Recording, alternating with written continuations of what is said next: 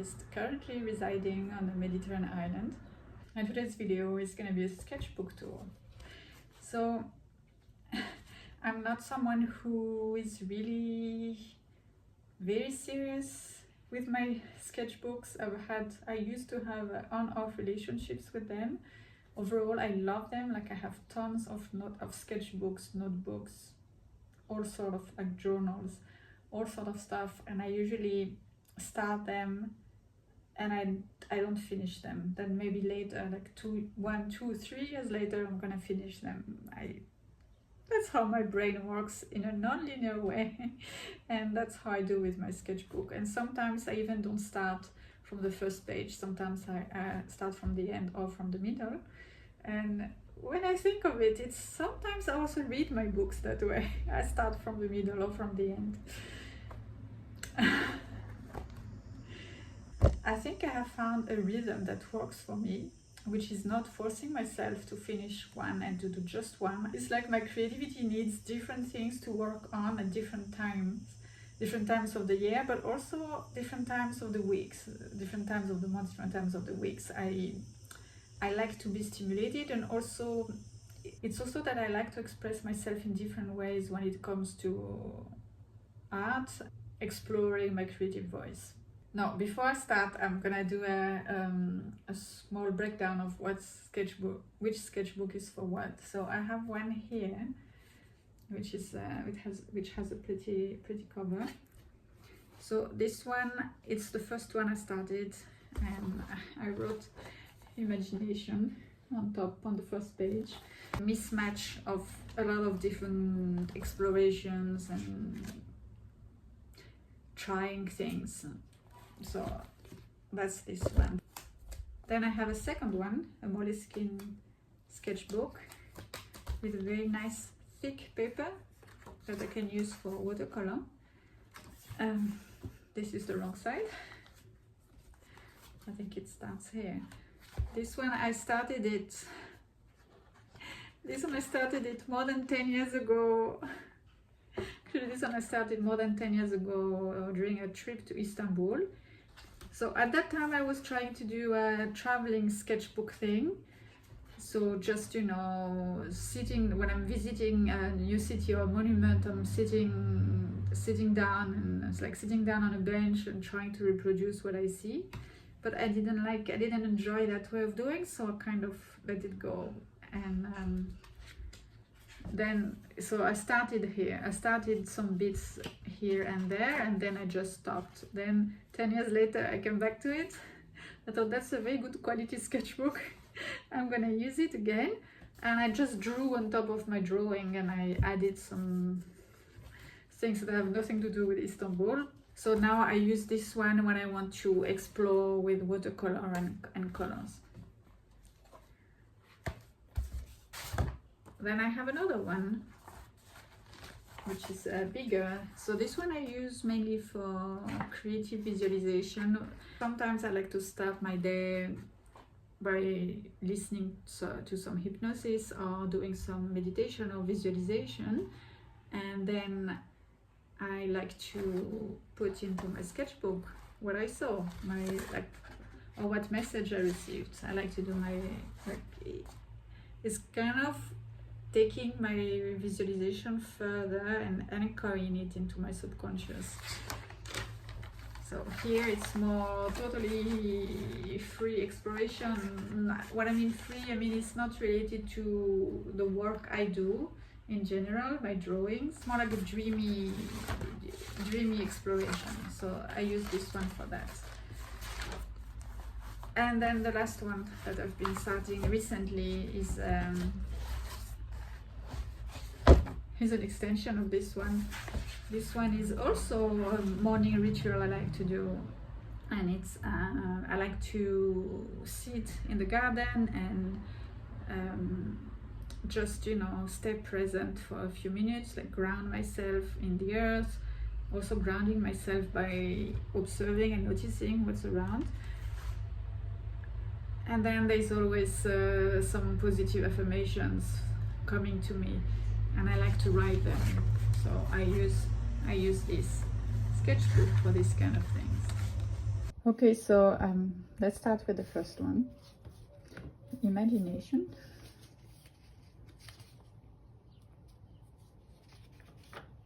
Okay, so this one I started it many years ago when I first saw an exhibition from Spanish artist Jaime Hayon, whose work I really loved, and I was teaching fashion design at university back then, and I took my students and we did an exercise that was like creating a collection, fashion collection inspired by the artist's work.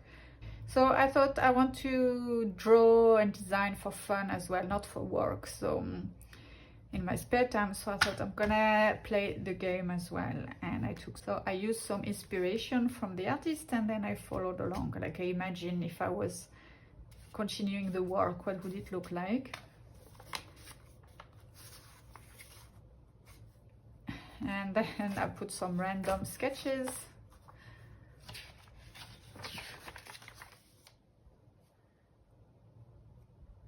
And pretty quickly I went into some kind of hypnotic doodling. And after that I started to draw while listening to music. So I felt like I was really interested in how my hand would move when it's following music, and what kind of lines and rhythm and structure it would create naturally on the page. Yeah, how would the drawing flow with the music?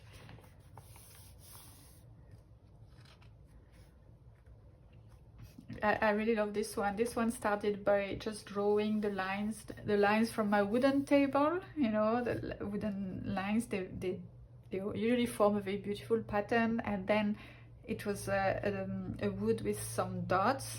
It was doing like some dots, and then after a while the dots become leopard print in my head.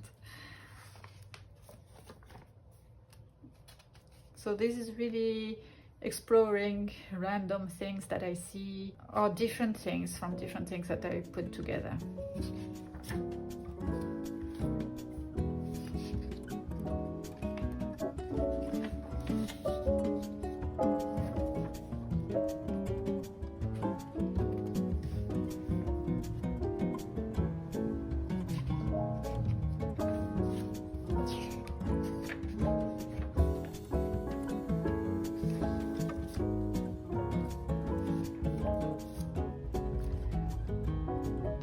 I've always been drawn by the repetition of shapes,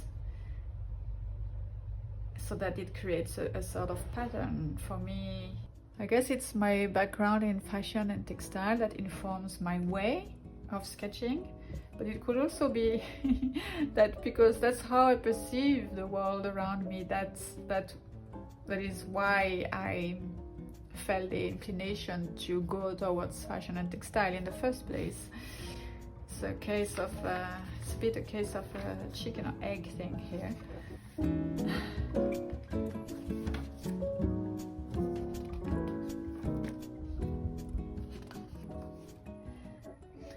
For a while I wanted to explore as well, working with some tools, tracing tools, to have some geometrical shapes.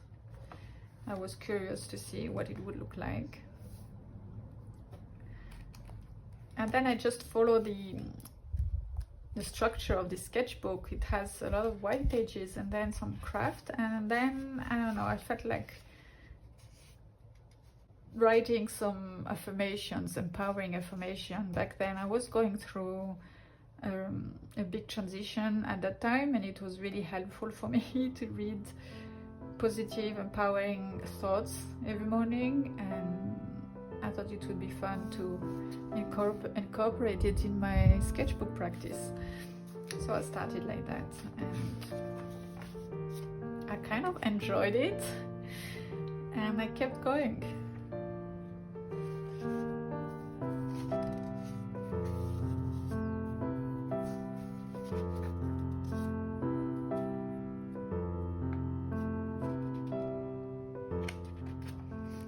Actually, I really like this practice. I made another video about this because it's really grounding and it's really anchoring. It's playful, and it actually, yeah, I quite like when I flip through the pages again. I like to be reminded of those words. It's quite simple things, but you know, by repetition, it kind of stays more within me, and it always lifts me up. On this page I wrote what I thought was important components of a creative mindset. So I wrote curiosity, trust, growth, perspectives, as in, you know, seeing things from different perspectives, wonder, ease, play, action, experiment, courage, intention, and imagination.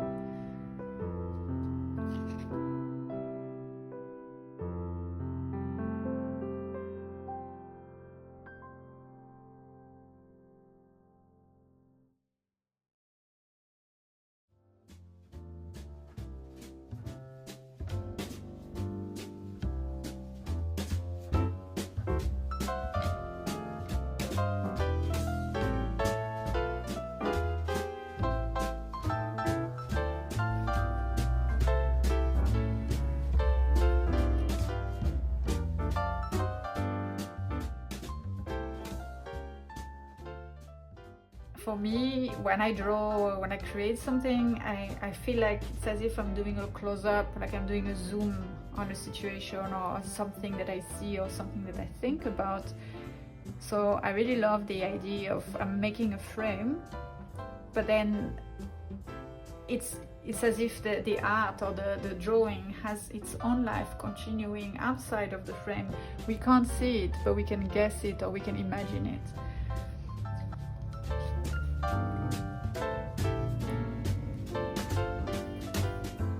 I spent many years living in Shanghai, and I traveled quite a bit to Japan as well, and I've been really influenced by the art. Yeah, I love Japanese and Chinese watercolor art, and kimono as well, like the art of kimono. I'm really drawn to this kind of aesthetic.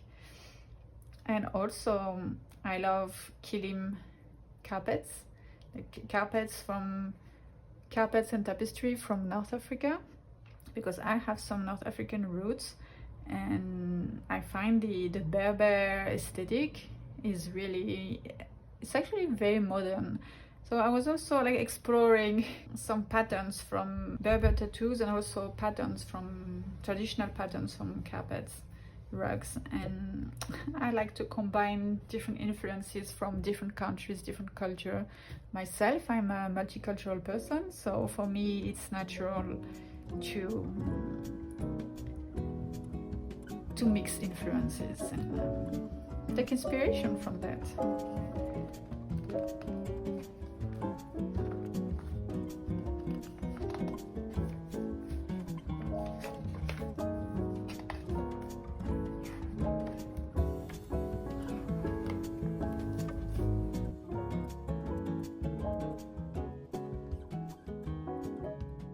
In this series, I explored patterns and textures of the plants that were growing in the area where I was in the countryside back then, and I looked very close up and thought, wow, I love these patterns. It's like a different landscape. It's like a landscape of its own, like each plant, even each part of the plant has a different microcosm.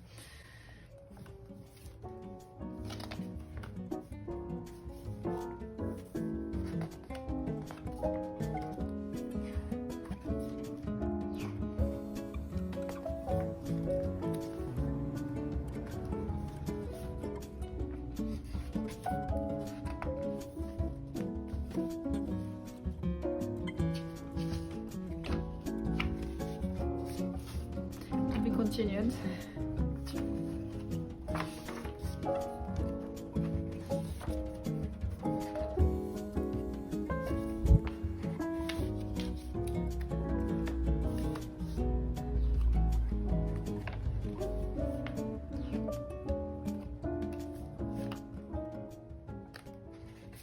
That's the only page I explored with different colors.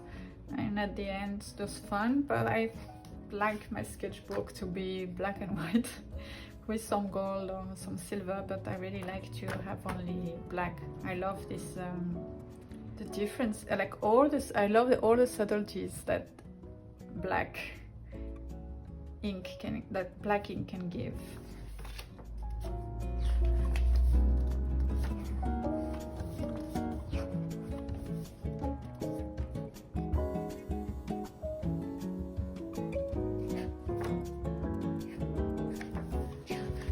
To be continued. This one is almost finished.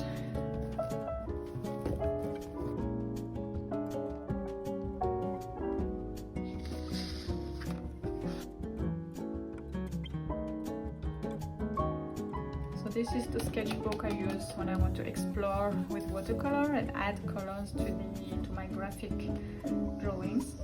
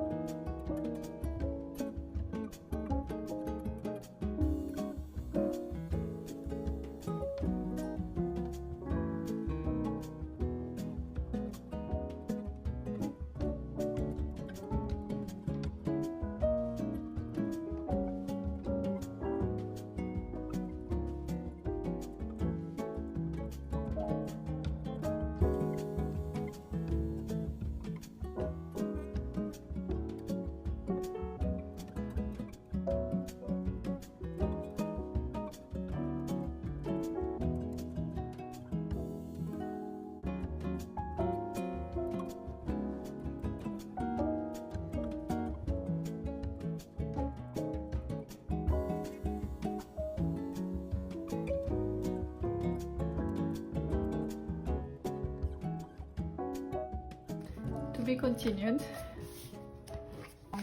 where I keep my affirmations.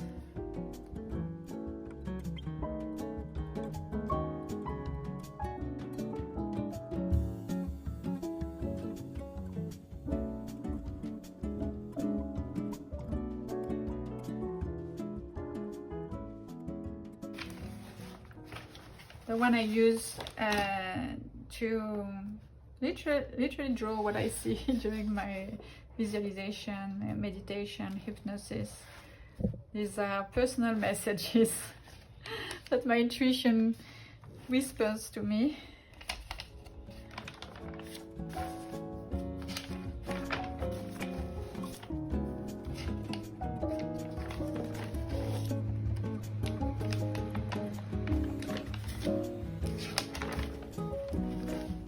Somehow I see a lot of flowers.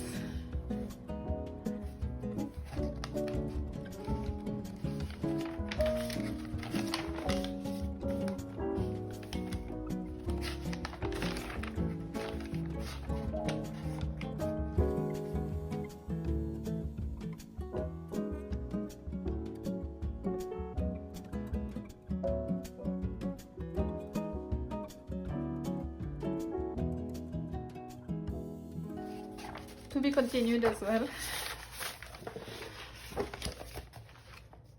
So really for me, having a sketchbook or having a sketchbook practice has nothing to do with trying to do it perfect or to learn to draw perfectly. That's not my approach. I mean, it's great for those who love this. For me, it's really about well-being. It's about grounding myself. It's about, like, it's funny, it's at the same time grounding myself, but at the same time exploring my imagination. So it's like the connection between earth, for me at least, I feel it like it's the connection with the earth, especially because I'm really inspired by nature. So the connection with the earth and the connection with the kind of dreamy, imaginary, spiritual realm. Really, it's like the earth and the sky together in on the blank page. And since it has brought me so much happiness, so much well-being, so much clarity as well, also it's really a great tool for self-care. It's really like a privileged moment I spent with myself, with my inner child. And so I thought that I would share some of my drawings, make a set of coloring pages, which I call Enchanted Garden. So it's 22 pages, and you can also say 23 if you want to use the cover page. You can use it as well, filled with floral leaves and cloud patterns. So here we're keeping this idea of connection to the earth and connection to the sky. And I've added some empowering words as well to inspire you. So for example, this one says, I'm ready to act on my heart's commitment.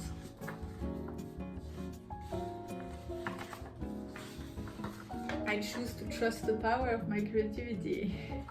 I love and thrive on change, for I know it's the essence of life. Some have no affirmation, it's just drawing. But yeah, basically it looks like that. I love this one.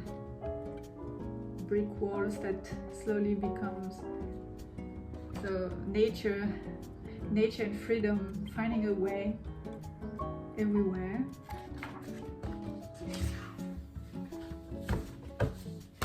And here are some examples of what it looks like once it's colored in. You can use anything you want. I used one, I made it with ink.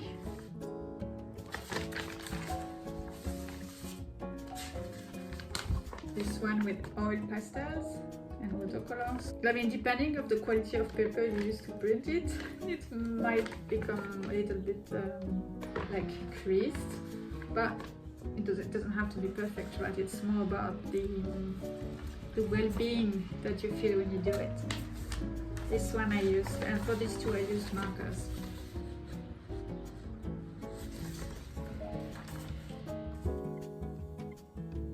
I hope you enjoyed this sketchbook tool, and if you're interested to get the Enchanted Garden coloring pages, it's available in my Etsy shop. You can find the link below. See you next time. Bye bye.